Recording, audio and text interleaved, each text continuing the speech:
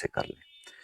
آپ نے 3 بار درود ابراہیمی پڑھنا ہے، اس کے بعد سورہ قریش کی تلاوت جو ہے وہ آپ نے شروع کرنی ہے۔ جب آپ تلاوت کرنے شروع کریں گے اور پہنچیں گے تیسری آیت پر، فَلْيَعْبُدُوا رَبَّ هَٰذَا الْبَيْتِ، آپ یہاں پر رک جائیں گے۔ فَلْيَعْبُدُوا رَبَّ هَٰذَا الْبَيْتِ، اس آیت پر آپ رک جائیں گے، اور رکنے کے بعد آپ نے 100 بار آپ نے جو ہے وہ سورہ بقرہ کی ایک آیت ہے اس کو اپنے پڑھنا ہے، فَسَيَكْفِيكَهُمُ اللَّهُ وَهُوَ السَّمِيعُ الْعَلِيمُ، آیت کفایت۔ اس کو آپ نے 100 بار پڑھنا ہے، اور اس کے بعد سورہ قریش مکمل کرنی ہے، اور پھر 3 بار درود پڑھنا ہے، اپنے رزق کے لیے دعا کرنی ہے۔ سمپل سا عمل ہے، بہت ہی آسان ہے، پریکٹیکلی کرنے میں اس پہ کوئی ٹائم زیادہ نہیں لگتا۔ تو یہ اگر عمل آپ کر لیتے ہیں 40 ڈیز تک، تو انشاءاللہ جو بھی حاجت آپ کے دل میں ہوگی، خاص طور پہ رزق کو لے کے آپ دولت مند بننا چاہتے ہیں تو دولت مانگ لیجیے، آپ کو اولاد چاہیے اولاد